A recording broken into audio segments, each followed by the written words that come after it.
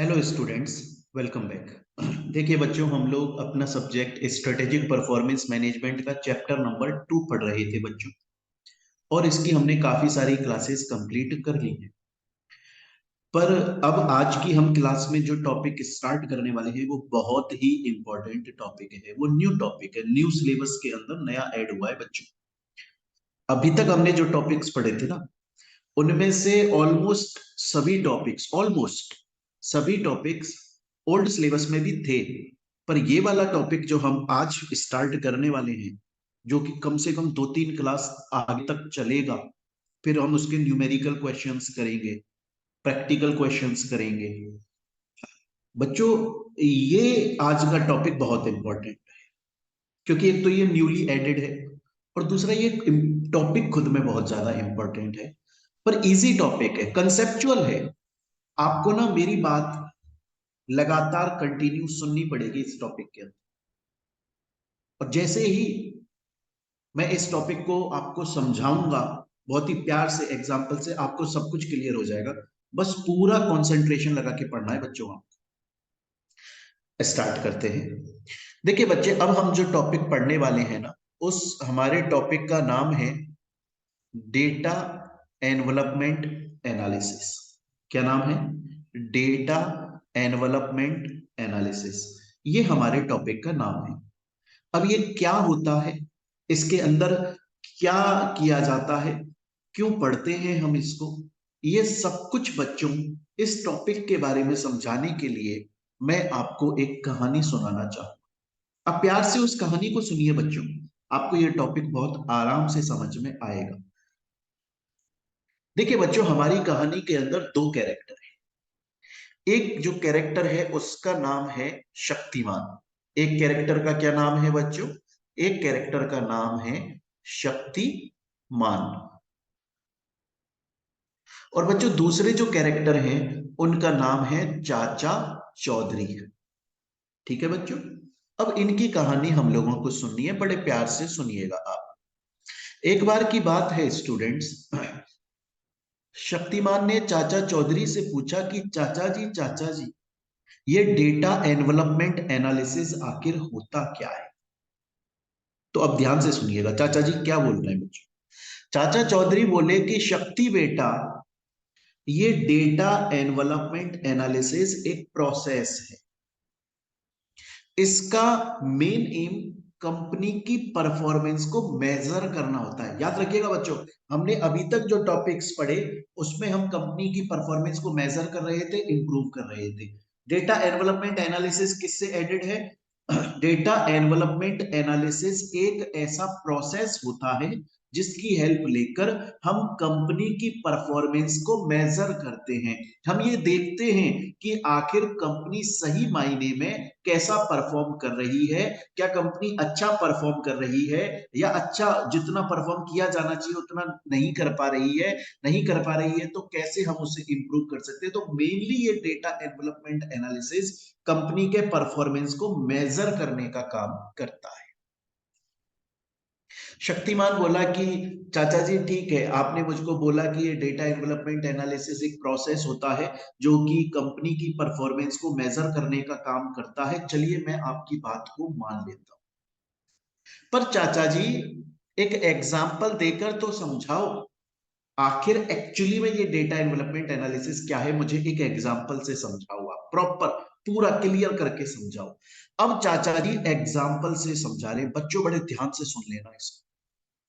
Suppose चाचा जी example समझा रहे हैं, सपोज एक कंपनी है रिलायंस। और बच्चों इस रिलायंस कंपनी की 3 ऑफिस हैं, 3 ब्रांचेस हैं।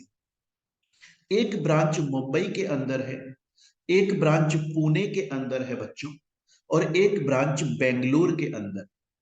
क्लियर है ये चीज? 3 ब्रांचेस है इसकी, एक मुंबई में है, एक पुणे में है, एक बेंगलुरु में।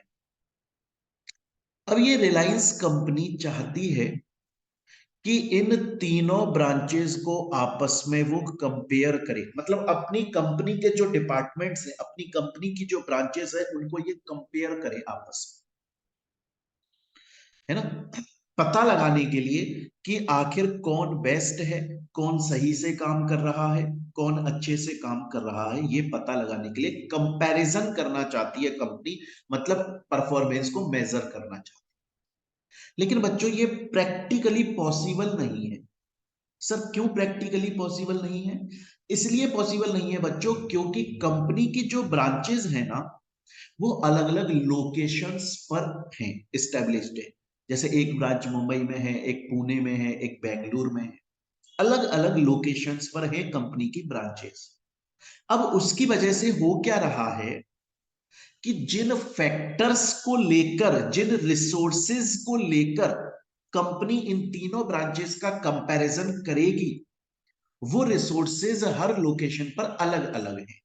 जैसे एग्जाम, एक तो होता कि यार कंपनी बोलती कि मैं इस फैक्टर के बेसिस पे इन तीनों कंपनीज का कंपैरिजन करूंगी, तो बहुत आराम से हो जाता ना, बहुत सिंपल ही हो जाता। और अगर वो फैक्टर सब जगह पर कॉमन है, अगर वो फैक्टर सब जगह पर कॉमन है, जैसे एग्जांपल के तौर पे सपोज कीजिए कंपनी बोलती कि मैं तो ये देखूंगी कि पर एम्प्लॉय कितना जो काम कर रहा है, एम्प्लॉय वर्कर लेबर, वो एक एक लेबर कितना प्रोडक्ट बेच देता है एक दिन के अंदर, इस फैक्टर पे हम कंपैरिजन करेंगे तीनों ब्रांचेस का। और सपोज करो वहां पे सब कुछ सेम होता कि मुंबई के अंदर एक लेबर, एक एम्प्लॉय जितना चार्ज लेता है, जितना पैसा लेता है एक दिन का, पुणे की ब्रांच के अंदर भी लेबर उतना ही पैसा लेता है, बेंगलुरु की ब्रांच के अंदर भी उतना ही पैसा लेता है। मुंबई के अंदर जो लोग परचेज करने आ रहे हैं, उनकी परचेसिंग पावर कैपेसिटी, मतलब सब लोग मिडिल फैमिली के हैं या हायर फैमिली के हैं या लोअर फैमिली के, अगर कंडीशंस सेम होती तीनों लोकेशंस पर, तो हम किसी भी फैक्टर को उठा के कंपैरिजन कर लेते कि कौन सी कंपनी ज्यादा बेहतर तरीके से काम कर पा रही है। लेकिन हम जिस फैक्टर के बेसिस पे कंपैरिजन करेंगे ना, वो तीनों लोकेशंस पर डिफरेंट है। जैसे एग्जांपल के तौर पे मुंबई के अंदर चीप लेबर मिलती है, मुंबई के अंदर बहुत सारे बाहर के लोग, बिहार के लोग जो बहुत ज्यादा पढ़े लिखे नहीं है, वो लोग भी आकर आ गए हैं। अब वो लोग बोलते हैं कि यार हमें तो कोई भी काम दे दो, हम तो वो काम कर लेंगे, हमें तो दिन का कुछ 500 600 300 400 रुपए कमा के अपने घर जाना है, रोटी खानी है रात की और सोना है। चीप लेबर है। अब वहां पर जब यार आपका लेबर कम है, मतलब लेबर का प्राइस कम है, लेबर का प्राइस का मतलब इनपुट जो आप प्रोडक्ट को बनाने के लिए लगा रहे हो, जब आप किसी प्रोडक्ट को बनाते हो तो खर्चा होता है, बिजली का, इलेक्ट्रिसिटी का खर्चा होता है, रॉ मटेरियल का खर्चा होता है, लेबर का खर्चा होता है, पैकिंग का खर्चा होता है, मार्केटिंग का खर्चा होता है, डिलीवरी का खर्चा होता है। और फिर जाके आप उस प्रोडक्ट की एक वैल्यू डिसाइड करते हो कि इतने रुपए पे हम इसे बेचेंगे, ताकि सब खर्चे भी रिकवर हो जाए और थोड़ा सा प्रॉफिट भी कमा लूं मैं। उस हिसाब से मैं प्रोडक्ट की प्राइस डिसाइड करता हूं, जब मुझे पता चल जाता है इस प्रोडक्ट को बनाने में कितना टोटल कॉस्ट लगी है। अब बच्चों मैं आपसे बोल रहा हूं यार कि आप जब उस प्रोडक्ट को बेचोगे और एक आउटपुट कमाओगे, एक पैसा कमाओगे, अगर सपोज करो मुंबई के अंदर जो ब्रांच है वो ये बोल रही है कि हमारे यहां पर तो लेबर सस्ती मिलती है, लेबर हमसे सिर्फ एक प्रोडक्ट पे 5 रुपया लेती है काम करने का, तो फिर बच्चों प्रोडक्ट की कॉस्ट कम हो रही है ना, क्योंकि लेबर सस्ती है, प्रोडक्ट की कॉस्ट कम हो रही है।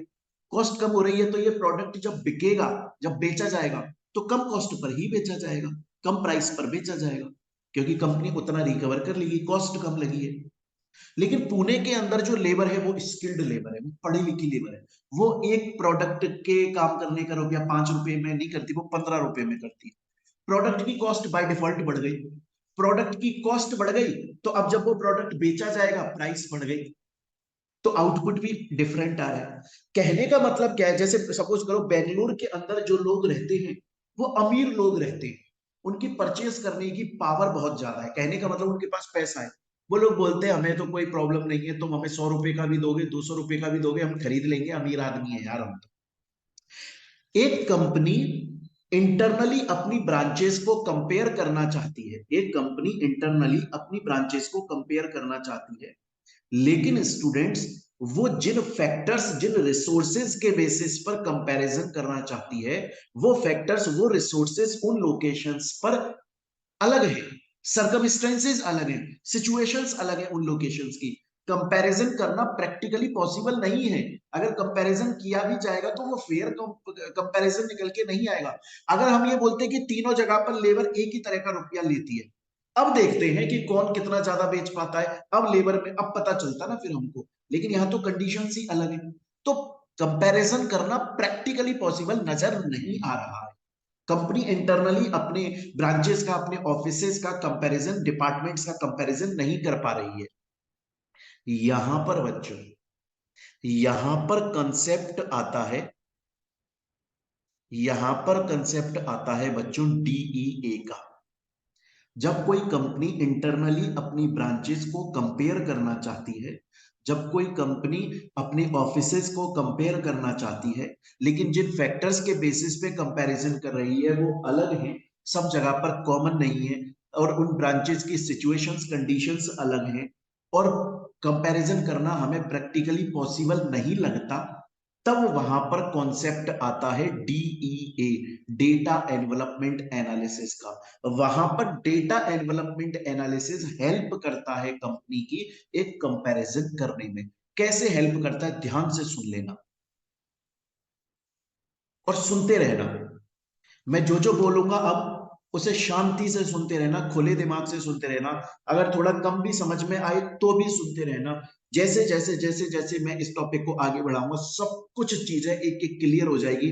फिर मैं प्रैक्टिकल क्वेश्चन भी करवाऊंगा और क्लियर होगा। फिर मैं ग्राफ बनवाऊंगा तो और क्लियर होगा। शांति से सुनते रहना। मन में अगर कुछ पढ़ाते, मैं पढ़ा रहा हूं इस टॉपिक से रिलेटेड, दो तीन डाउट भी आ जाए ना बच्चों, तो उनको डाउट को रखना अपने पास में, अपने आप क्लियर हो जाएंगे, तुम्हारे सब डाउट अपने आप क्लियर हो जाएंगे। एकदम बिंदास पढ़ो। यहां तक की कहानी समझ में आ गई। डेटा डेवलपमेंट एनालिसिस एक प्रोसेस होता है जो कि कंपनी की परफॉर्मेंस को मेजर करने का काम करता है। कैसे करता है, अगर कोई कंपनी इंटरनली अपनी ब्रांचेस या डिपार्टमेंट्स को कंपेयर करना चाहती है, लेकिन जिन फैक्टर्स, जिन रिसोर्सेज के बेसिस पे वो उनके बीच में कंपैरिजन करना चाहती है, वो हर लोकेशन पर, हर ब्रांच में, हर ऑफिस में अलग अलग है, सिचुएशन सेम नहीं है। प्रैक्टिकली ऐसा लगता है कि यार कंपैरिजन करना पॉसिबल नहीं होगा। तो फिर अब क्या होता है, यहां पे डीईए का कॉन्सेप्ट आता है। तब क्या बोलता है डेटा डेवलपमेंट एनालिसिस, ये बोलता है कि देखो, जितने भी फैक्टर्स हैं ना,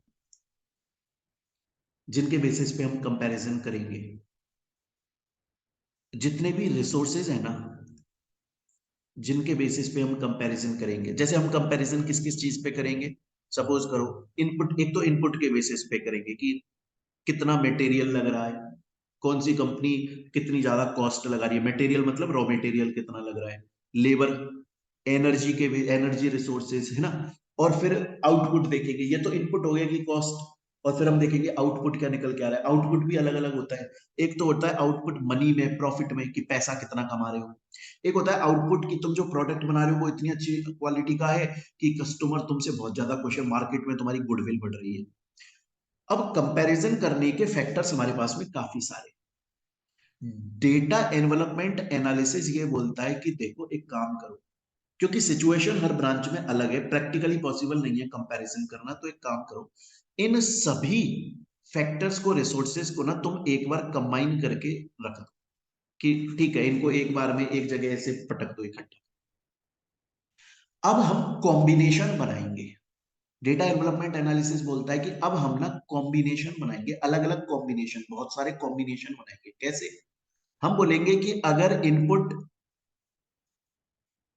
हम लेबर को लेते हैं, तो आउटपुट हम लेंगे उससे कि कितनी प्रोडक्ट बन रहे हैं या कितने सेल की जा रही है। फिर हम लेंगे इनपुट की एनर्जी रिसोर्सेज जो लग रहे हैं, तो उस वाले के केस में हम आउटपुट जो देखेंगे वो हम देखेंगे। कुछ कॉम्बिनेशंस बना रही है डेटा डेवलपमेंट एनालिसिस, बोलता है कॉम्बिनेशन बनाओ। देखो डेटा डेवलपमेंट एनालिसिस क्या बोलता है, वो सिंपल सी बात ये बोलता है कि यार एक कंपनी के पास में ना कंपैरिजन करने के लिए बहुत सारे फैक्टर्स हैं, बहुत सारे इनपुट्स हैं, बहुत सारे, लेबर का पैसा भी लगा है, मार्केटिंग का पैसा भी लगा है, कैपिटल भी लगी है, उसके अलावा आपका इलेक्ट्रिसिटी रिसोर्सेज, एनर्जी रिसोर्सेज भी लगे हैं, है ना, उसके अलावा मटेरियल भी लगा है ना, बहुत सारा कुछ। और आउटपुट जो है उसमें प्रोडक्ट निकल के आया है, एक तो प्रोडक्शन हुआ है, फिर उसके अलावा उसमें सेल्स हुई है, फिर उसके अलावा प्रॉफिट हुआ है, फिर उसके अलावा गुडविल मार्केट में इंक्रीज हुई है ना, शेयर प्राइस बढ़ गई है, तो आउटपुट भी बहुत सारे हैं। अब हमें क्या करना है, हमें इतने सारे इनपुट और आउटपुट में से कॉम्बिनेशन बनाना है। अगर हम लेबर के बेसिस पे कंपैरिजन करेंगे तो लेबर हमारा इनपुट है, उस वक्त हमें आउटपुट क्या लेना है कि अगर हम ये देखें कि लेबर को हम इनपुट मान के कंपैरिजन शुरू करें तो आउटपुट क्या मानेंगे, शायद सेल्स मान लेंगे। ये डीईए अपने हिसाब से बेस्ट कॉम्बिनेशंस बनाता है, 4 5 6 7 10 15 अलग अलग कॉम्बिनेशंस बना देगा। इसका एग्जांपल ऐसे समझिएगा बच्चों, ऐसे समझिएगा, डेटा डेवलपमेंट एनालिसिस बोलता है कि यार कंपनी की सोच क्या है, कंपनी क्या चाहती है, क्या कंपनी इसलिए बनी है और कंपनी ये चाहती है कि मार्केट में वो बहुत ज्यादा पैसा कमाए, क्या उसका मेन पर्पस पैसा कमाना है, उसके हिसाब से हम कंपैरिजन के लिए कॉम्बिनेशन बनाते हैं। या फिर कंपनी ये चाहती है कि पैसा भी तो कमाते रहे, ठीक है, लेकिन मार्केट में हमारा एक नाम अच्छा हो, गुडविल अच्छी हो, हम उसके हिसाब से एक कंपैरिजन का एक कॉम्बिनेशन बना देंगे। जैसे सपोज करो आप लोग एग्जाम में क्वेश्चन सॉल्व करते हो ना, मैच दी फॉलोइंग की, इस वाले को मैच करो, इनको सबको आपस में। डेटा डेवलपमेंट एनालिसिस ऐसा ही करता है, वो ये बोलता है कि ब्रांचेस की जो जो लोकेशंस हैं वो अलग अलग है, सिचुएशंस अलग अलग है, तो हम फैक्टर्स को अगर नॉर्मली कंपेयर करेंगे तो वो वैलिड कंपैरिजन नहीं होगा। इसलिए एक काम करो तुम ना, एक कॉम्बिनेशन बनाना स्टार्ट कर दो कि अगर हम ये देखेंगे कि कितना मटेरियल के ऊपर इनपुट हमने मटेरियल देखा, हमने बेस जो है मटेरियल के बेसिस पे कंपैरिजन कर रहे हैं, तो हम उसका रिजल्ट आउटपुट क्या देखेंगे, हम प्रोडक्शन देखेंगे या हम प्रॉफिट देखेंगे या हम सेल्स देखेंगे या मार्केट में कंपनी की गुडविल देखेंगे, कॉम्बिनेशन बनाएगा वो कॉम्बिनेशन, कि जब मटेरियल को देखा जाएगा तो हम प्रोडक्शन देखेंगे, जब लेबर को देखा जाएगा तो हम सेल्स देखेंगे, जब क्वालिटी ऑफ द प्रोडक्ट देखा जाएगा तो मार्केट में कंपनी की गुडविल देखेंगे। ऐसे कॉम्बिनेशन बना रहा है और बोल रहा है अब इन कॉम्बिनेशन, अब इन यूनिट्स के बेसिस पे ये जो कॉम्बिनेशंस बनाई जा रही है ना बच्चों, ये जो फैक्टर्स हैं, डेटा डेवलपमेंट एनालिसिस इनको यूनिट्स बोलता है, डिसीजन मेकिंग यूनिट्स बोलता है इनको। और इनको ना वेट देता है अलग अलग। जैसे कैसे वेट दे देगा, मैंने आपको क्या बोला कि एक कंपनी, सपोज करो एक कंपनी है रिलायंस, वो ये कंपनी बोलती है मेरा मेन एम है मार्केट में गुडविल, कि मार्केट में मेरी इज्जत अच्छी रहे। तो उसके पास में फैक्टर्स में देखो अब क्या क्या हो गया, एक तो हो गया प्रॉफिट, एक हो गया मनी, एक हो गया उसके पास में गुडविल, है ना, मार्केट में गुडविल हो गई। तो अब वो इनको ना इन्हें क्या बोल रहे हैं हम, इन फैक्टर्स को, रिसोर्सेज को यूनिट्स बोल रहे हैं। डेटा डेवलपमेंट एनालिसिस इनको यूनिट्स के नाम से बोलता है, डिसीजन मेकिंग यूनिट्स बोलता है, कि इनके बेसिस पे कंपनी में डिसीजन लिया जाता है, परफॉर्मेंस मेजर करी जाती है। अब वो इनको वेट दे रहा है। अब रिलायंस कंपनी बोलती है मेरे को तो मार्केट में ना क्वालिटी ऑफ द प्रोडक्ट बेचना है, गुडविल चाहिए, तो इस वाली डिसीजन मेकिंग यूनिट्स को वो ज्यादा वेट दे देगा कि हम इसके ऊपर कंपैरिजन करेंगे, ये हमारी बेस्ट डिसीजन मेकिंग यूनिट है, और बाकी जो है उनको कम दे देगा। और ये जो वेट दिए जाते हैं ना, ये न्यूमेरिकल स्कोर के बेसिस पे दिए जाते हैं। जैसे इसको 100 दे दिया, जो सबसे बेस्ट होता है ना डिसीजन मेकिंग यूनिट, उसको 100 दे देते हैं, और बाकी को 0 से 100 के बीच में घुमाते हैं। जैसे मैं इसका बेस्ट एग्जांपल देता हूं बच्चों, समझिएगा, दो एग्जांपल दूंगा मैं आपको, मूवी से एग्जांपल दूंगा। आप लोगों ने बच्चों एक मूवी देखी होगी स्वदेश, शाहरुख खान की मूवी आई थी स्वदेश। आशुतोष गोवारीकर उसके डायरेक्टर थे पिक्चर की, मूवी स्वदेश मूवी के अंदर शाहरुख खान ने एक्टिंग की थी, लेकिन वो जो स्टोरी थी और उस मूवी का डायरेक्शन आशुतोष गोवारीकर ने किया था। आशुतोष गोवारीकर बहुत अच्छा डायरेक्टर है, बहुत अच्छी अच्छी मूवीज बनाई उसने, लगान, है ना, मोहनजोदड़ो, ऐसे करके बहुत सारी अच्छी मूवीज बनाई। मैं स्वदेश की बात करता हूँ यहाँ पर आपसे। सो स्वदेश मूवी में शाहरुख खान ने एक्टिंग करी, आशुतोष गोवारीकर ने उसका डायरेक्शन। मूवी बहुत अच्छी थी, आज के टाइम पे उसको क्लासिक मूवी बोलते हैं, यादगार हो गई है वो मूवी। वो आपने देखी होगी शायद, कि शाहरुख खान नासा में काम करता है, नासा में साइंटिस्ट होता है, लेकिन वो गांव में एक बार अपनी एक अम्मा से, अम्मा टाइप होती हैं जिन्होंने उसको पाला होता है, उनसे मिलने आता है, और फिर वहां देखता है गांव की हालत बड़ी खराब है। फिर उसे लगता है कि यार मैं इंडिया में पला बड़ा, इन्होंने मेरे को पाला, अब मैं नासा में इतना बड़ा साइंटिस्ट हूँ, मैं अपनी जिंदगी जी रहा हूँ, इन लोगों के पास में आज बिजली भी नहीं है, इलेक्ट्रिसिटी भी नहीं है गाँव में। तो वो नासा की नौकरी छोड़ के वापस आ जाता है और फिर गाँव में रहने लग जाता है, और गाँव में फिर अपना साइंस दिखाता है, गाँव में इलेक्ट्रिसिटी ले आता है, पानी ले आता है, गाँव को एकदम चमका देता है। ये मूवी का कॉन्सेप्ट था। ऐसा कहानी है बच्चों एक, कि आशुतोष गोवारीकर ने जब वो मूवी बनाने के लिए सोचा, तो आशुतोष गोवारिकर की पहली पसंद उस मूवी के लिए शाहरुख खान नहीं थे, सलमान खान थे। तो आशुतोष गोवारिकर सलमान खान के घर पे गए और उनको बोले कि मुझे आपके साथ में एक मूवी बनानी है, मैं मूवी की स्टोरी आपको सुना देता हूँ। तो सलमान खान ने बोला जी बिल्कुल, आशुतोष गोवारिकर बड़ा डायरेक्टर है, इज्जतदार आदमी है। सलमान खान बोले जी बैठिए, सुनाइए। तो आशुतोष गोवारिकर ने पूरी स्टोरी सुनाई। सलमान खान खड़ा हो गया स्टोरी को सुन के, और बोलते हैं, ऐसा कहानी है, ऐसा सुना है इंटरव्यूज में हमने, कि सलमान खान ने बहुत देर तक ताली बजाई, बजाता रहा, बोला बहुत शानदार है स्टोरी लेकर आए हो यार, बहुत क्लासिक स्टोरी है तुम्हारी, और बहुत क्लासिक मूवी बनेगी इसके ऊपर, पर मैं एक्टिंग नहीं करूंगा इसके अंदर।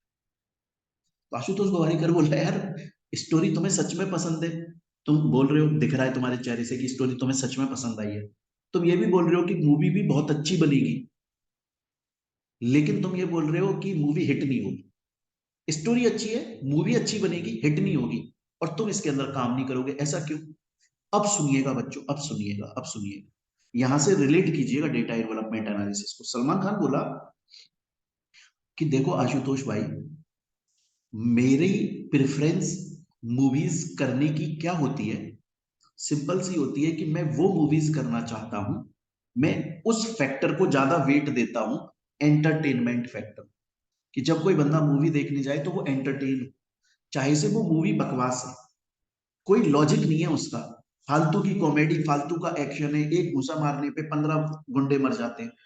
मेरे को ऐसी मूवी पसंद आती है जो फुल एंटरटेनमेंट करती है लोगों का, 3 घंटे के लिए लोग हंसते खेलते रहते हैं, और उसके अलावा वो दमदार पैसा कमाती है। मैं इस बेसिस पे अपनी मूवीज का कंपैरिजन करता हूं। बोला जब मेरी मूवी रिलीज होती है ना, तो मैं मेरी मूवीज की जो अर्निंग है उसका कंपैरिजन करता हूं मेरे ही जैसे एक्टर की मूवी से, जो मूवी ऐसी है मेरी जैसी है, कॉमेडी मूवी है, एक्शन मूवी है, मसाला मूवी है। मैं कभी भी अपनी मूवीज का कंपैरिजन इरफान खान की मूवीज से नहीं करता हूं, आमिर खान की मूवीज से नहीं करता हूं, क्योंकि वो लोग रियल एक्टर हैं, वो लोग सच में बहुत अच्छी मूवी बनाते हैं, लेकिन उनकी मूवीज को कोई देखता नहीं है, टीवी पर मोबाइल पर देखते, थिएटर में जाके कोई नहीं देखता, उनकी मूवीज पैसा नहीं कमाती, एक्टिंग बहुत अच्छी होती है, वो ब्रिलियंट एक्टर है, मुझसे 10 गुना बढ़िया एक्टर है, बट मैं उन फैक्टर्स को, एक्टिंग वाले फैक्टर को मैं वेट देता ही नहीं हूं, मैं उसके बेसिस पे कंपैरिजन करता ही नहीं हूं। मैं जिस फैक्टर को सबसे ज्यादा वेट दे रहा हूं, जो मेरी यूनिट है, जो मेरा डिसीजन मेकिंग यूनिट है, मतलब जो फैक्टर है जिसके ऊपर मैं कंपैरिजन कर रहा हूं, वो एंटरटेनमेंट है और वो कमाई है, मैं इन दो फैक्टर्स पे कंपैरिजन। आपको अगर ये स्वदेश नाम की मूवी बनानी है, जिसकी सच में बहुत अच्छी स्टोरी है, बहुत अच्छी एक्टिंग चाहिए इसको करने के लिए, आप शाहरुख खान, आमिर खान जैसे लोगों के पास में चले जाओ, वो लोग ऐसी मूवीज करते हैं जिनको लोग दुनिया में, जिंदगी में याद रखें। मैं मसाला मूवी करता हूँ, पैसा कमाता हूँ और लोगों को खुश रखता हूँ, मेरी ये है। डेटा डेवलपमेंट एनालिसिस के अंदर क्या बोलता है डेटा डेवलपमेंट एनालिसिस, कि देखो कंपैरिजन करने के लिए बहुत सारे फैक्टर्स हैं, जैसे सलमान खान बोला बहुत सारे फैक्टर्स हैं, कि स्टोरी अच्छी हो, ये इस फैक्टर पे भी आप कंपैरिजन कर सकते हो मूवी का, एंटरटेनमेंट के बेसिस पे, एक्शन के बेसिस पे, कमाई के बेसिस पे, एक्टिंग के बेसिस पे, गानों के बेसिस पे, फैक्टर्स मतलब यूनिट्स, डिसीजन मेकिंग यूनिट्स बहुत सारी हैं, लेकिन मैं जो ज्यादा वेट देता हूं, किस डिसीजन मेकिंग यूनिट को ज्यादा वेट देता हूं कंपेयर करने के लिए, एंटरटेनमेंट को और पैसे। एक और एग्जांपल देता हूं बच्चों में, एक बार की बात है, एक इंटरव्यू देखा मैंने, मनोज वाजपेयी का इंटरव्यू था, मनोज वाजपेयी बहुत बड़े एक्टर है, आपको पता है, मनोज वाजपेयी का इंटरव्यू था, तो उनसे जो बंदा इंटरव्यू ले रहा था, लल्लन टॉप करके एक चैनल है, उस पे है ये इंटरव्यू, तो सौरभ त्रिवेदी इंटरव्यू ले रहे थे मनोज वाजपेयी। तो उन्होंने मनोज वाजपेयी से पूछा कि यार देखो, तुम, मतलब मनोज वाजपेयी और शाहरुख खान दोनों दिल्ली से हो, दिल्ली से, और तुम दोनों ने थिएटर किया है, और जब तुम लोग थिएटर में काम करते थे, प्रैक्टिस करते थे, नाटक करते थे, तब तुम, मतलब मनोज वाजपेयी वहां के स्टार थे, उस थिएटर के स्टार थे, नाम चलता था मनोज वाजपेयी का, मनोज वाजपेयी का ड्रामा है, मनोज वाजपेयी का थिएटर है, कुछ कुछ नाटक चल रहा है, जाएंगे देखने के लिए। और शाहरुख खान नया नया माना जाता था उस थिएटर के, लेकिन आज अगर स्ट्रक्चर देखा जाए तो शाहरुख खान बहुत बड़ा स्टार है, नाम से मतलब उसके करोड़ों, 100 करोड़ रुपए कमा लेती है मूवी। और तुम जो हो वो बहुत अच्छे एक्टर हो। हर कोई, पूरा इंडिया ये बोलता है मनोज वाजपेयी बहुत बढ़िया एक्टर है, बहुत अच्छी एक्टिंग करता है, मूवीज भी हमको पसंद आती है। लेकिन शाहरुख खान और तुम में बहुत फर्क है। तो मनोज वाजपेयी ने क्या आंसर दिया सुनना। मनोज वाजपेयी बोला बिल्कुल सही बोल रहे हो आप, शाहरुख खान बहुत बड़ा एक्टर है, और मैं ये मानता हूं और हमारे थिएटर के लोग ये मानते हैं, और दिल्ली के ज्यादातर जो लोग रियल एक्टिंग करते हैं वो लोग ये मानते हैं कि इंडिया का सबसे बड़ा एक्टर शाहरुख खान है, जिसका नाम सिर्फ इंडिया में नहीं, इंडिया से बाहर भी बहुत ज्यादा चलता है। लेकिन शाहरुख खान जहां पर है और मैं जहां पर हूं, मैं खुश हूं, और मैं यही होना चाहता था। मैं कभी भी शाहरुख खान नहीं बनना चाहता, मैं कभी भी सलमान खान नहीं बनना चाहता था, मैं कभी भी आमिर खान नहीं बनना चाहता था, मैं कभी भी अमिताभ बच्चन नहीं बनना चाहता। मैं हमेशा मनोज वाजपेयी बनना चाहता। मैं इसी तरह पहचाना जाता था, जानना चाहता था मैं कि मुझे मेरी एक्टिंग के लिए पहचाना जाए। बोले कि एक्टर को ना आप बहुत सारे फैक्टर्स पे कंपेयर कर सकते हो, बहुत सारी यूनिट्स, बहुत सारी डिसीजन मेकिंग यूनिट्स पे कंपेयर कर सकते हो। जैसे उसके एक्टिंग टैलेंट पे, या उसने कितनी पैसे कमाए हैं, उसकी मूवीज ने कितने पैसे कमाए हैं, मार्केट में उसकी फैन फॉलोइंग कितनी है, कि अगर वो रोड पे चला जाए तो जाम लग जाएगा कि नहीं लग जाएगा। मतलब बहुत सारे फैक्टर्स हैं जिन पे कंपेयर किया जा सकता है। मैंने इन फैक्टर्स को वेट्स दिए कि मेरे लिए कौन सा फैक्टर ज्यादा अच्छा है कंपेयर करने का। तो मैंने जिसको वेट सबसे ज्यादा दिया वो एक्टिंग थी। मैं प्योरली एक्टिंग के ऊपर कंपैरिजन देखता हूं। शाहरुख खान जो है वो हमेशा से स्टार बनना चाहता है। वो एक्टिंग अच्छी करता है नो डाउट, लेकिन वो स्टार चाहता था कि वो जब मार्केट में जाए तो धूम मच जाए, शाहरुख खान आया, शाहरुख खान आया, शाहरुख खान आया। उस उसने जब अपने लिए रास्ता चुना, उसने जब अपनी परफॉर्मेंस को मेजर करना चाहा, उसने जब अपने लिए डिसीजन मेकिंग यूनिट्स मतलब फैक्टर्स को देखा, तो सबसे पहले उसने अपनी स्टार पावर को वेट सबसे ज्यादा दिया, फिर पैसे को वेट दिया, फिर एक्टिंग को कहीं वेट दिया होगा। मैंने जब कंपैरिजन किया तो मैंने एक्टिंग के ऊपर वेट। बच्चों, डेटा डेवलपमेंट एनालिसिस ये बोलता है कि कंपनीज की, ब्रांचेस की, ऑफिसेज की अगर आप कंपैरिजन करना चाहते हो, बहुत सारे फैक्टर्स हैं और सबकी लोकेशन सिचुएशन अलग है। अगर फैक्टर्स बहुत सारे हैं लेकिन हर ब्रांच की सिचुएशन सेम है, कंपैरिजन करना इजी हो जाएगा। लेकिन यहाँ तो बहुत सारे फैक्टर्स हैं, कंपैरिजन करना इजी नहीं है। तो सभी फैक्टर्स को ना एक बार यहाँ पटक दो, तुम अपने सामने पटक दो। जैसे आप मॉल में जाते हो, बहुत सारे कपड़ों को पटक दो अपने सामने। अब देखो कि आपको कपड़ा कौन सा वाला चाहिए, आप किस तरह के आदमी हो, आप जींस टी शर्ट पहनना पसंद करते हो। तो सेम उसी तरह कंपनी बहुत सारे फैक्टर्स को, मतलब यूनिट्स को, डिसीजन मेकिंग यूनिट्स को अपने सामने पटक रही है डेटा डेवलपमेंट एनालिसिस के अंदर, और फिर उनको वेट दे रही है कि मुझे कौन से वाले फैक्टर के ऊपर कंपैरिजन देखना है, कौन सा वाला फैक्टर के ऊपर मैं सच में कंपैरिजन देखना चाहती हूँ। उनको वेट्स दिए जा रहे हैं, कॉम्बिनेशंस बनाए जा रहे हैं कि अगर हम जब मटेरियल के ऊपर कंपैरिजन देखेंगे तो हम देखेंगे कि कितना प्रोडक्शन हुआ है, जब हम लेबर के ऊपर कंपैरिजन देखेंगे हम देखेंगे कितनी सेल्स हुई है, जब हम क्वालिटी के बेसिस पे कंपैरिजन देखेंगे मार्केट में गुडविल देखेंगे, जब हम टोटल जो हमारी कॉस्ट लगी है रॉ मटेरियल की और प्रोडक्ट को बनाने की जो कॉस्ट लगी है उसके बेसिस पे कंपैरिजन देखेंगे, तो हम देखेंगे हमने कितना प्रॉफिट जनरेट किया। ऐसे अलग अलग कॉम्बिनेशंस बनाता है डेटा डेवलपमेंट एनालिसिस। और डेटा डेवलपमेंट एनालिसिस का काम तब आता है जब कंपनी अपने डिपार्टमेंट्स के बीच में, अपनी ब्रांचेस ऑफिसेस के बीच में कंपैरिजन करना चाहती है, लेकिन सिचुएशंस सबकी अलग। अब मेरे स्टूडेंट्स, आपको समझ में आया होगा डेटा डेवलपमेंट एनालिसिस क्या होता है।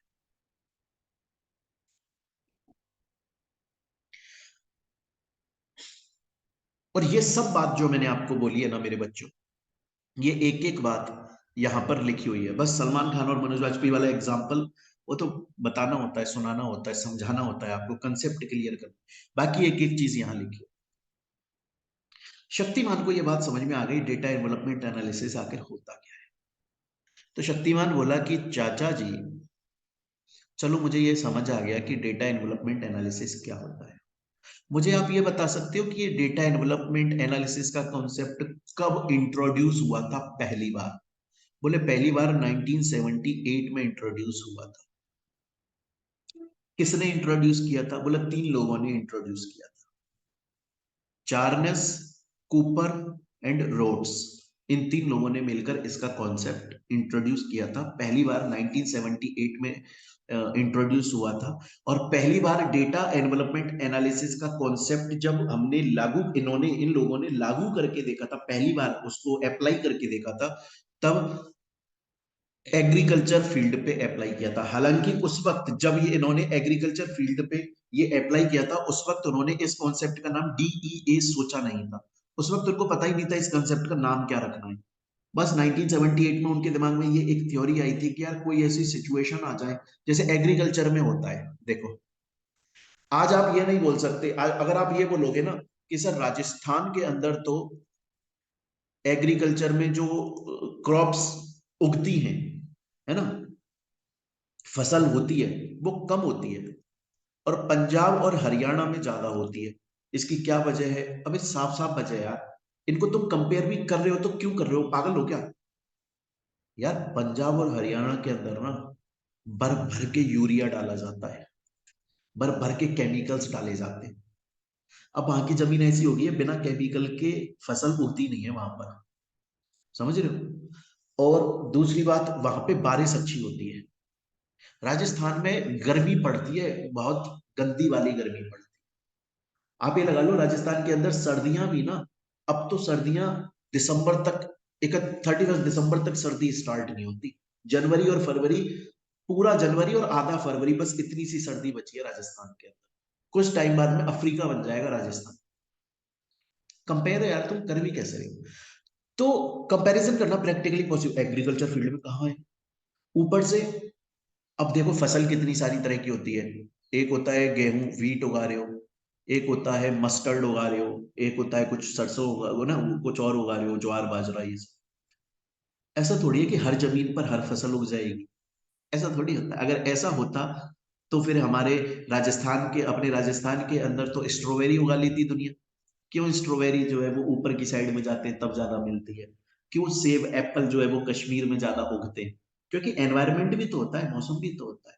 एग्रीकल्चर फील्ड में कंपेयर करना बड़ा डिफरेंट काम है। यहां से इन तीनों के दिमाग में कॉन्सेप्ट आया था कि यार हम कोई ना कोई ऐसे, हम सब फैक्टर्स को ना ऐसे पटक देंगे, और फिर हम उनमें से कुछ फैक्टर्स को वेट देकर और कंपैरिजन करेंगे। कंपैरिजन तो हम करेंगे। और पहली बार जब उन्होंने 1978 में एक कॉन्सेप्ट इंट्रोड्यूस किया, और जब पहली बार उन्होंने एग्रीकल्चर फील्ड पर इस कॉन्सेप्ट को अप्लाई किया, तब उनके पास में इसका नाम नहीं था कि हम इस कॉन्सेप्ट का नाम क्या रखेंगे। बाद में इन्होंने इसका नाम डीईए मॉडल रख दिया, data development analysis model.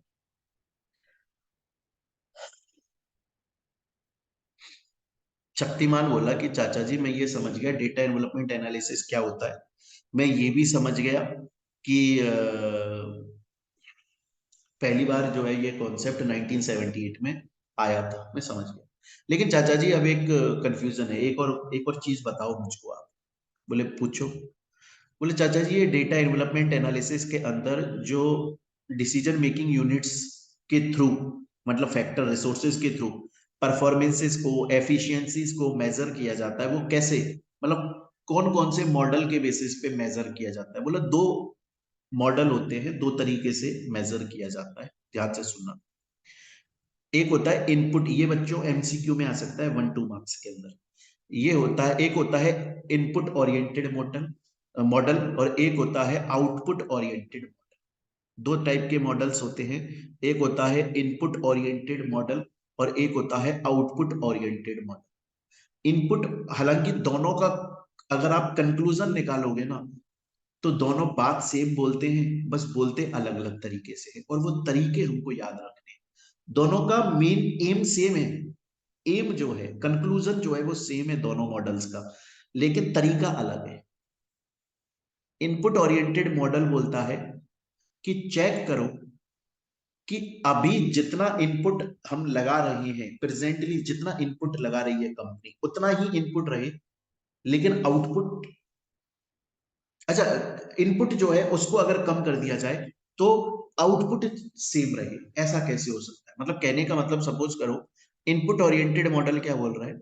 Input oriented model जो है बच्चों, वो ये बोल रहा है कि सपोज करो किसी प्रोडक्ट को बनाने में अगर 6 रुपए लगते हैं, 6 रुपए लगते हैं, और उससे 10 रुपए का आउटपुट आता है, तो क्या ऐसा पॉसिबल है कि इनपुट की प्राइस, ये कॉस्ट हम कम कर दें, 5 रुपए लगे, लेकिन आउटपुट सेम आए, आउटपुट पे फर्क ना पड़े। इनपुट ओरिएंटेड मॉडल इस बात को देखता है, जबकि आउटपुट ओरिएंटेड मॉडल क्या बोलता है? आउटपुट ओरिएंटेड मॉडल ये बोलता है कि हमारा जो करंट इनपुट है ना, करंट इनपुट सेम रहे, जो हमारा अभी का इनपुट है वो सेम रहे, लेकिन आउटपुट जो है वो बढ़ जाए। मतलब सिंपल बात है, देखो इनपुट ओरिएंटेड के अंदर हम ये बोल रहे थे इनपुट कम कर दो, आउटपुट सेम रहे। आउटपुट ओरिएंटेड के अंदर ये बोल रहे हैं कि जो आपका इनपुट है ना वो उतना ही रहे, लेकिन आउटपुट बढ़ जाए, आउटपुट को बढ़ाओ। तो इनपुट ओरिएंटेड में इनपुट को कम करना है, आउटपुट सेम रखना है। आउटपुट ओरिएंटेड में इनपुट सेम रखना है, आउटपुट को बढ़ा। कंसेप्ट दोनों का सेम है। क्या है? कम से कम लागत लगाओ, ज्यादा से ज्यादा पैसा कमाओ। खर्चा कम से कम हो, कमाई ज्यादा से ज्यादा हो। दोनों का कॉन्सेप्ट सेम है, बोल अलग तरीके से रहे। इनपुट ओरिएंटेड बोलता है इनपुट जितना लग रहा है, प्राइस, लागत जितनी लग रही है वो कम कर दो, आउटपुट उतना ही रहे, आउटपुट कम नहीं। आउटपुट ओरिएंटेड बोलता है कि भैया इनपुट जो है वो उतना ही रहे, जितनी अभी हम खर्चा कर रहे हैं उतना ही खर्चा करेंगे, लेकिन कमाई हमारी बढ़ जाए। क्लियर है ये चीज? तो बच्चों, यहां तक अभी तक मैंने आप लोगों को क्या बताया, डेटा एनवलपमेंट एनालिसिस क्या होता है। देखो डेटा, ये सब बातें जो मैंने एग्जांपल के थ्रू बताई है यही लिखी, अब आपको क्लियर हो गया होगा। डेटा एनवलपमेंट एनालिसिस एक परफॉर्मेंस मेजर करने की टेक्निक है। क्लियर है? अब बच्चों देखो, इसकी आप अगर लैंग्वेज पढ़ोगे ना, जो लैंग्वेज मॉड्यूल में दी हुई है, वो आपको समझ में नहीं आएगी जब तक कि आप इस प्रॉपर एग्जाम्पल जो मैंने आपको समझाया है, आपने ये एग्जाम्पल पढ़ा, अब आपको सब कुछ समझ में आ गया। अदरवाइज नॉर्मली पढ़ते इसको तो समझ में नहीं। और मैंने आपको ये बताया ही था, दो टाइप के मॉडल है, इनपुट ओरिएंटेड और आउटपुट। यहां तक की बात मेरे प्यारे स्टूडेंट्स आपको समझ में आ चुकी। अब हम चलते हैं आगे। अब मैंने आपको क्या बोला, डेटा एनवलपमेंट एनालिसिस। ये डेटा एनवलपमेंट एनालिसिस क्या बोलता है? ये बोलता है कि कंपनी की परफॉर्मेंस को मेजर कर सकते हैं इसकी हेल्प लेकर, और एफिशिएंसी को भी मेजर कर सकते हैं। हम बात करेंगे एफिशिएंसी के लिए। बच्चों एफिशिएंसी का कॉन्सेप्ट मैं आपको फर्स्ट चैप्टर में बहुत डिटेल में पढ़ाया, प्रोडक्टिविटी एफिशिएंसी। मैंने आपको बोला था कि अगर आपको कंपनी की एफिशिएंसी निकालनी है तो उसका एक फॉर्मूला होता है, क्योंकि एफिशिएंसी हमेशा इनपुट आउटपुट के बेसिस पे निकल के आती है। तो एफिशिएंसी का फॉर्मूला क्या है? Output divided by input into 100। याद रखिए, याद कर लो बच्चों, इसको काम आने वाला है ये इस चैप्टर के अंदर, इस डेटा डेवलपमेंट एनालिसिस के अंदर बहुत काम आने वाला है। अगर कल को कोई आपसे ये पूछे कि एफिशिएंसी का फॉर्मूला बताओ, तो झट से बता देना output divided by input into 100। और एफिशिएंसी को हम कैसे डिनोट करते हैं? एन से डिनोट करते हैं। दो बातें समझ में आ गई आपको? डेटा डेवलपमेंट एनालिसिस कंपनी की परफॉर्मेंस और एफिशिएंसी को मेजर करने में हेल्प करता है। दो टाइप के मॉडल्स के थ्रू हेल्प करता है, input oriented, output oriented. Input oriented बोलता है इनपुट कम कर दो, आउटपुट सेम रहे। आउटपुट ओरिएंटेड बोलता है इनपुट सेम रहे, आउटपुट बढ़ जाए। कंसेप्ट दोनों का सेम है कंक्लूजन से। कैसे करता है डेटा डेवलपमेंट एनालिसिस? वो बहुत सारे जो फैक्टर्स हैं उनको पहले कंबाइन करता है, और फिर उनमें से, उनको यूनिट्स बोलते हैं, डिसीजन मेकिंग यूनिट्स, और फिर उनमें से किसी को वेट दे देता है। जो ज्यादा बेस्ट होती है उसको वेट दिया जाता है, और जो ज्यादा बेस्ट है उसको 100 का स्कोर दे देते हैं, बाकी सबको 0 से 100 के बीच में देते हैं। हम करके भी देखेंगे अभी इसको। क्लियर ये चीज? अभी हम करके देखेंगे इसको, प्रैक्टिकल करेंगे इसका भी। फिर मैंने आप लोगों को बताया कि बच्चे डेटा डेवलपमेंट एनालिसिस के थ्रू आप एफिशिएंसी भी कैलकुलेट कर सकते हो। एफिशिएंसी को कैलकुलेट करने का क्या फॉर्मूला बताया मैंने आपको? Output divided by input into 100। देखो कैलकुलेट करके देखते हैं, करके देखते हैं।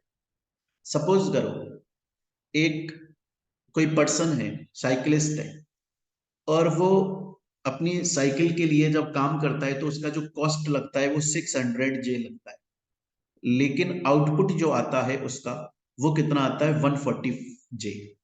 आपको एफिशिएंसी निकालनी है, वो कितनी एफिशिएंसी से काम कर रहा है, क्या एफिशिएंसी है। तो हमने एफिशिएंसी का फॉर्मूला क्या लिखा था? Output divided by input into 100। Output कितना है आपका 140, इनपुट कितना है आपका 600 इंटू 100, तो उसका काम कितना एफिशिएंसी से चल रहा है, 23.33% एफिशिएंटली वो काम कर रहा है। एक और देखते हैं, ये बड़ी सिंपल सी कहानी है, हम इन प्रैक्टिकल्स को धीरे धीरे एडवांस लेवल पर लेकर जाएंगे, अभी बेसिक से स्टार्ट कराया हमने। इसी में ये बोल रहा है कि सपोज करो कि एक प्रोडक्ट बनाया जा रहा है और उसके अंदर जो कॉस्ट लग रही है वो 3 रुपए है और आउटपुट जो है वो 4 रुपए, तो एफिशिएंसी निकालो। तो फॉर्मूला क्या है, आउटपुट 4 रुपए डिवाइडेड बाय इनपुट 3 रुपए इंटू 100, तो कितनी एफिशिएंटली काम हो रहा है, 133.33% एफिशिएंटली काम हो रहा है। तो बच्चों अभी तक आज की क्लास में हम लोगों ने क्या सीखा, अभी तक आज की क्लास में हम लोगों ने देखा कि डेटा एनवलपमेंट एनालिसिस क्या होता है। बच्चों मैं चाहूंगा कि अभी हम लोगों ने इस क्लास में जितना पढ़ लिया, आप एक बार इस वीडियो को पॉज कर दो, आप एक बार बच्चों इस वीडियो को पॉज कर दो। अब आप क्या करो, यहां तक पहले मैंने जो पढ़ाया उसको रिवाइज करो। एक बार आप इस वीडियो को पॉज कर दो, यहां तक मैंने आपको जितना पढ़ाया उसको रिवाइज करो बच्चों, ठीक है।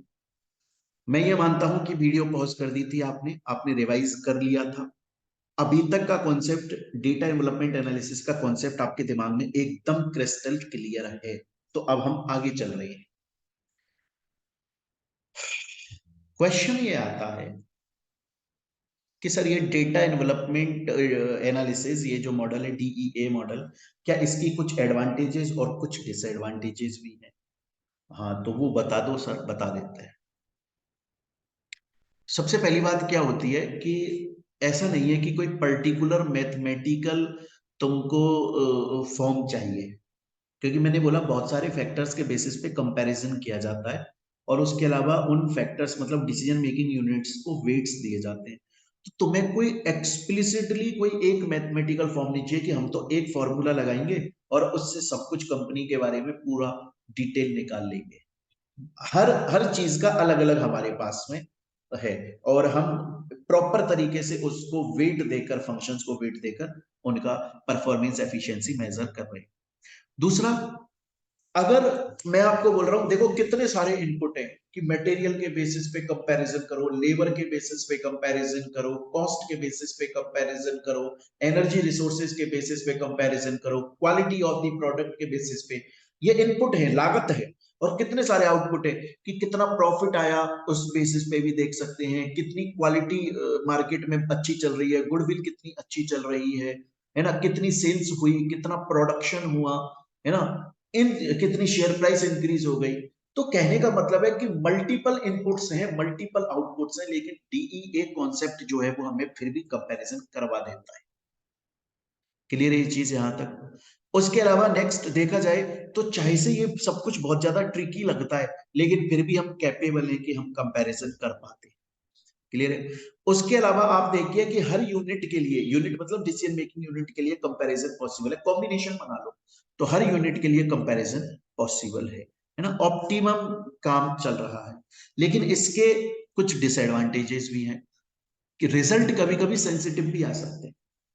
भाई कॉम्बिनेशन ही तो बना रहा है ना ये। आज इसने बोला कि जब हम मटेरियल के, आज अच्छा पूछ करो, आज डेटा डेवलपमेंट एनालिसिस कंपनी ये बोलती है कि मैं तो जो कंपैरिजन करना चाहती हूँ, सबसे ज्यादा कंपैरिजन मैं तो प्रॉफिट के बेसिस पे करना चाहती हूँ, क्योंकि मुझे तो पैसा कमाना है। अरे भाई तुम पैसे के बेसिस पे कंपैरिजन करना चाहते हो, कर लो, पर वो तो टेम्पररी है। पैसा तो तुम्हारे पास में आता रहेगा अगर तुम्हारी क्वालिटी प्रोडक्ट की अच्छी है। लेकिन कंपनी ने ज्यादा वेट किसको दे दिया, जैसे आप देखिए कि सलमान खान से लोग बोर हो गए हैं, अब प्रैक्टिकल बात की जाए ना, क्योंकि वो जो कर सकता है ना अपनी लाइफ में उसने सब कर दिया। वो बॉडी दिखा सकता था, देख ली भाई हमने, और अब हमें ये भी पता चल गया है कि अब आपकी उम्र हो गई है, तो कहीं ना कहीं आपकी बॉडी ऐसी है नहीं जो फिल्मों में दिखती है, वो कुछ ना कुछ होता है कंप्यूटर के थ्रू, वीएफएक्स और आप डायलॉग बाजी कर सकते हो, वो हमने देख चुके हैं हम। आप एक गोली से 10-15 लोगों को मार दोगे, वो भी देख चुके हैं। तो कुछ नया देखने को मिलता नहीं है, हम बोर हो गए हैं आराम से, है ना। वहीं पर अगर बात आ जाती है किसी दूसरे एक्टर्स की, जैसे आमिर खान, इवन आमिर खान, तो यार आमिर खान अच्छी अच्छी स्क्रिप्ट्स लाता है, भले ही वो चल कुछ नहीं चले एक आध फिल्म, लेकिन बाकी चलती है, अच्छी स्क्रिप्ट्स लेकर आता है, अलग अलग थोड़ी एक्टिंग करता है। ऐसे काफी सारे एक्टर्स हैं, अमिताभ बच्चन जो आज भी अच्छी मूवीज में काम करते हैं। साउथ की मूवीज इस टाइम पे कितनी ज्यादा बूम पे चल रही है, नई नई स्टोरीज। कहने का मतलब ये है कि आप हो सकता है कि जिस कॉम्बिनेशन बनाया है आपने, इनपुट और आउटपुट का जो कॉम्बिनेशन बनाया है, शायद वो खुद में सही ना हो, इसलिए रिजल्ट सेंसिटिव आ जाए, है ना। इसके बाद में नेक्स्ट ये भी वही कॉम्बिनेशन वाला नीचे कॉम्बिनेशन बना दिया है, कॉम्बिनेशन वैलिड ही नहीं था यार, आपने किसको किसके अगेंस्ट में कंपेयर कर लिया, वो सही नहीं। थर्ड वाला पॉइंट अभी समझ में नहीं आएगा आपको, डिसएडवांटेज, क्योंकि थर्ड वाले पॉइंट के लिए मुझे आपको अभी कुछ पढ़ाना है, वो तब समझ में आएगा, अभी नहीं आएगा समझ में। इसके बाद में नेक्स्ट आ जाता है कि जो वेट्स दिए जाते हैं वो हो सकता है नॉन यूनिक वे में दिए जाएं। मतलब अगर आप डिसएडवांटेज पे जाओगे ना बच्चों, तो डिसएडवांटेज मोटा मोटी एक ही है, उसको तीन तरीके से लिख दिया। एक तो प्राइस वो सेंसिटिव हो सकती है, एक जो है वो कॉम्बिनेशन नीचे हो सकता है, अच्छा कॉम्बिनेशन नहीं है, और उसके अलावा जो है वो नॉन यूनिक वे में आपने उनको वेट्स दे दिया है। जो जिस फैक्टर को जिस डिसीजन मेकिंग यूनिट को ज्यादा वेट दिया जाना चाहिए था उसको कम दे दिया, जिसको कम दिया जाना चाहिए था उसको ज्यादा दे दिया। हो सकता है ये डिसएडवांटेज हो। इसकी थर्ड वाली डिसएडवांटेज आपको नेक्स्ट क्लास में समझ में आएगी, अभी नहीं समझ में आएगी। क्यों सर नेक्स्ट क्लास में क्यों? क्योंकि मैं उसमें आपको ग्राफ बनवाऊंगा, तब समझ में आएगी। तो बच्चों आज की क्लास में अभी तक हमने क्या पढ़ा, मैं दोबारा से बोल, एक चीज बताऊं बच्चों आपको, अगर मैं सिर्फ एसपीएम सब्जेक्ट को हटा दूं, एक बार सीएमए फाइनल को हटा दूं, एसपीएम को हटा दूं, और इसी चैप्टर में जो हमने कॉन्सेप्ट पढ़े उनमें बोला जाए कि एग्जाम के पॉइंट ऑफ व्यू से सबसे ज्यादा एग्जाम में आने वाले चांसेस किसके हैं, तो इसी के, डेटा डेवलपमेंट एनालिसिस के। ये बहुत तगड़ा कॉन्सेप्ट होता है, बहुत बड़ा, पता है आपको। आप सीएमए फाइनल में पढ़ रहे हो इसको, एक्चुअल में पता है कौन पढ़ता है इसको? जो पीएचडी कर रहे होते हैं। ये इंडिया का कॉन्सेप्ट नहीं है, ये इंडिया का कॉन्सेप्ट नहीं है। इंडिया में आपको ये कोई ही ऐसा कोर्स होगा जिसमें ये कॉन्सेप्ट आपको पढ़ने को मिले, अदरवाइज ये कोर्स, ये कॉन्सेप्ट हमेशा लंदन के अंदर जो यूनिवर्सिटीज है ना, वहां पे पढ़ने को मिलता है। ये तो न्यू सिलेबस में बस यहाँ पर डाल दिया, अच्छा है डाल दिया है, आपको आपको नॉलेज मिलेगी इससे। लेकिन क्योंकि हम सीएमए फाइनल में है, स्ट्रेटेजिक परफॉर्मेंस मैनेजमेंट सब्जेक्ट पढ़ रहे हैं, इसलिए इस वाले, ये टॉपिक इंपॉर्टेंट है, लेकिन एग्जाम में बहुत ज्यादा मार्क्स का आने के चांसेस नहीं होते, वो भी सकता है आ जाए। अदरवाइज हमने जो कॉन्सेप्ट पहले पढ़े हैं, benchmark, bench trending, balance score card, इनके आने के चांसेस रहते हैं, जैसे हमने प्रीवियस ईयर के क्वेश्चन भी सॉल्व किए थे साथ। पर कोई बात नहीं है, आज की क्लास में हमने समझा डेटा डेवलपमेंट एनालिसिस क्या होता है, उसके हमने एडवांटेज डिसएडवांटेज देखे, उसके हमने परफॉर्मेंस मैनेजमेंट मेजर करने के दो फैक्टर्स देखे, इनपुट ओरिएंटेड, आउटपुट ओरिएंटेड। बच्चों मैं चाहूंगा कि अभी तक मैंने आपको इसमें जो पढ़ाया है, एक बार आप उसको बहुत अच्छे से पढ़ लें। अभी ये टॉपिक कंप्लीट नहीं हुआ है, डेटा डेवलपमेंट एनालिसिस की कम से कम 2 से 3 क्लास और होंगी, कम से कम इसी पर्टिकुलर टॉपिक की 2 से 3 क्लास और होंगी। फिर हम इस चैप्टर के न्यूमेरिकल क्वेश्चंस को करेंगे, फिर हम इस चैप्टर के एक केस स्टडी को करेंगे जैसा फर्स्ट चैप्टर में किया था, तब जाकर ये चैप्टर पूरी तरह से कंप्लीट होगा। हमें छोड़ना कुछ भी नहीं है, एक एक चीज करनी है, ताकि एग्जाम में कुछ भी आ जाए हमारा पढ़ा हुआ हो। टाइम हमारे पास में अच्छा खासा है, इसलिए हमें 100% कोर्स कवर करके चलना है बेस्ट तरीके से। पर बच्चों मैं ये चाहता हूं कि यहां तक एक बार आप इसको पढ़ लो, फिर नेक्स्ट क्लास के अंदर हम इस कंसेप्ट को आगे कंटिन्यू करते हैं, और नेक्स्ट क्लास के अंदर मैं आप लोगों को प्रैक्टिकल क्वेश्चंस करवाऊंगा। प्रैक्टिकल क्वेश्चन कराने के बाद में ग्राफ बनवाऊंगा अलग अलग टाइप्स के, फिर हम 2-3 तरह के क्वेश्चंस करेंगे इसके अंदर, फिर हम आगे चलेंगे। क्लियर है बच्चों? तो मिलते हैं बच्चों हमारी नेक्स्ट क्लास के अंदर। Thank you, take care.